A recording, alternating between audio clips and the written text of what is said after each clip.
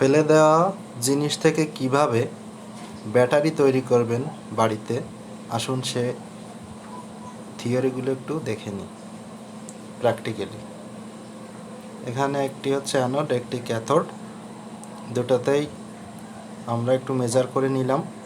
নিয়ে দেখা যাচ্ছে যে প্লাস মাইনাসে দিলে বাল্বটি জ্বলে উঠল।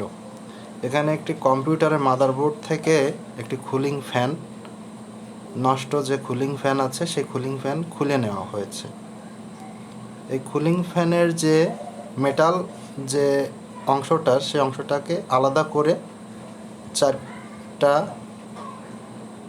নিলাম, নিয়ে সুন্দর করে পানি দিয়ে ধুয়ে পরিষ্কার করে বাতাসের মাধ্যমে শুকিয়ে তারপর এটাকে আমরা ব্যবহার করব।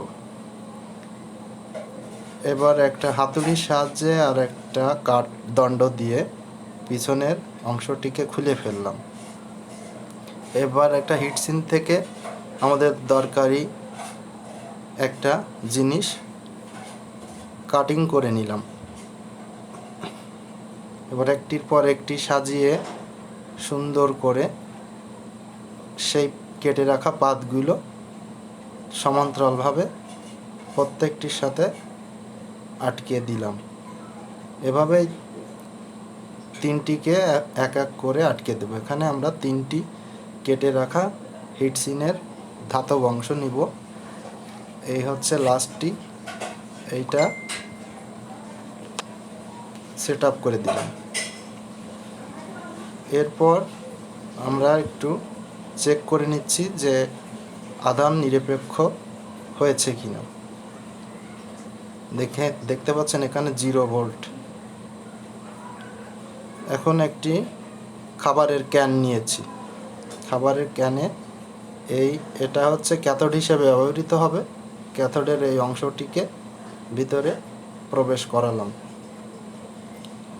ভিতরে প্রবেশ করানোর পর এদের যে বর্ধিত অংশটুকু বাকিয়ে পাত্রের এই ধাতব অংশের সাথে সেট করে দিলাম। এবার ওটাকে আস্তে আস্তে ড্রিল করে স্ক্রু দ্বারা অ্যাটাচ করে নিলাম। অ্যাটাচ করার পর এবার আমরা আবার আধান পরিমাপ করে নিচ্ছি, যাতে কোথাও কোনো শর্ট আছে কিনা এটা বোঝার জন্য। এবার একটা বাদ দেওয়া বা ফেলে দেওয়া তামার পাইপ নিলাম। তামার পাইপটিকে কেটে নিচ্ছি। কেটে নেওয়া তামার পাইপটি শিরিষ কাগজ দিয়ে সুন্দর করে ঘষে তামার যে অবয়ব সেটা না আসা পর্যন্ত ঘষতে থাকলাম। দেখতে পাচ্ছেন তামার পাইপটি সুন্দর হয়ে গেছে। এবার একটি বোতলের মুখ বা সিপি নিলাম, নিয়ে সেটাকে ছিদ্র করলাম। ছিদ্র করার পর পরিমাণ মতো ছিদ্র হয়েছে। এবার তামার পাইপটিকে ঢুকিয়ে দিলাম। এবার মুখের যে পাশের অংশগুলো ছিল সেগুলি কেটে ফেললাম। এবার তামার পাইপটি ভিতরে প্রবেশ করালাম। এবার কিছু কার্বন একটা পলির ভিতরে ঢুকিয়ে এটাকে ভালো করে গুঁড়ো করে নেব। হাতুড়ি দিয়ে গুঁড়ো করে নেওয়া হচ্ছে। এই কার্বনটা ক্যাথোড হিসেবে কাজ করবে। আস্তে আস্তে পাত্রের ভিতরে কার্বনগুলো দিতে থাকলাম। কপার দণ্ডের চারপাশেও কার্বন দিয়ে পূর্ণ করে দিলাম। এবার ক্যানের চারপাশে যে ফাঁকা অংশগুলো আছে সেগুলোতেও কার্বন দ্বারা পূর্ণ করে দিচ্ছি। যখন কার্বন দ্বারা সব পূর্ণ করা হয়ে গেল তখন আমরা একটা গুরুত্বপূর্ণ কাজ করে নিব। সে কাজটা হচ্ছে কি, একটু পরেই আপনারা দেখতে পাবেন।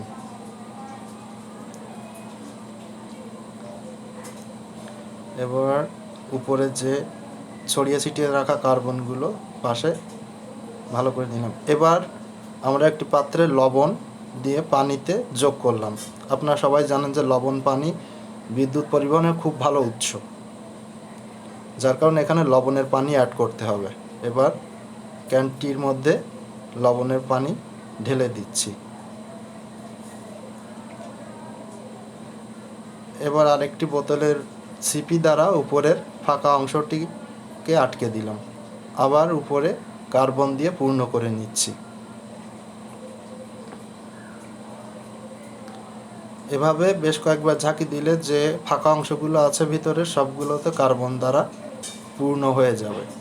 এই একই কাজ আমরা বেশ কয়েকবার করব, যতক্ষণ না এটা কোনো অংশ যাতে ফাঁকা বা অবশিষ্ট না থাকে সেজন্য আমরা বারবার এই একই পদ্ধতি অবলম্বন করব।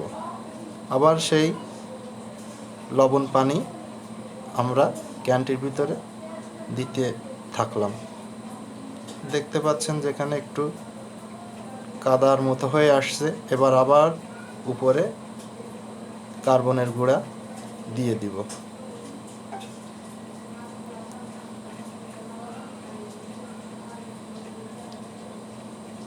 আমাদের কার্বনের গুঁড়া দেওয়া শেষ।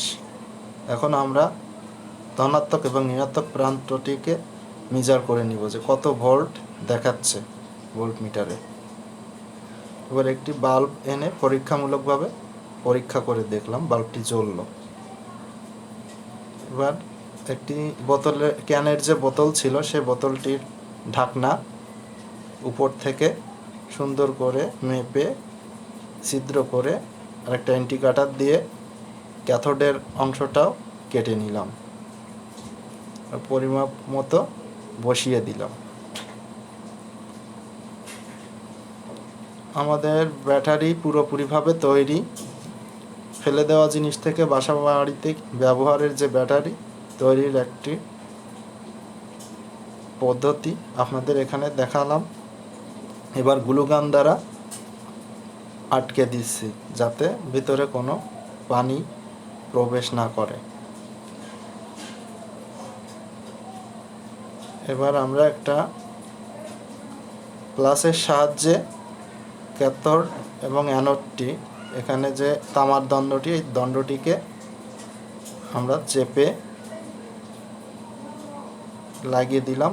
অতঃপর ছিদ্র করে দুইটা স্ক্রু দ্বারা সংযোগ করলাম। আবারও আমরা বাল্ব দিয়ে পরীক্ষামূলকভাবে দেখলাম যে আসলে এটা জ্বলছে। এবার 12 ভোল্ট চার্জার দিয়ে আমরা চার্জ দিয়ে নিচ্ছি ব্যাটারিটি। কিছুক্ষণ চার্জ দেওয়ার পর আমরা অ্যানোড এবং ক্যাথোডটাকে ক্লিপ দুটো সরিয়ে নিয়ে স্পার্ক করে দেখলাম যে স্পার্কে তার মানে ভালোই বিদ্যুৎ স্টোরেজ হয়েছে। এখানে দেখেন আমার 12 ভোল্ট যে ব্যাটারি, সে 12 ভোল্ট কিন্তু শো করছে মিটারে। আবারও বাল্বটি দ্বারা দেখতে পাচ্ছেন আগের থেকে বাল্বটি এখন আরও উজ্জ্বলভাবে জ্বলছে।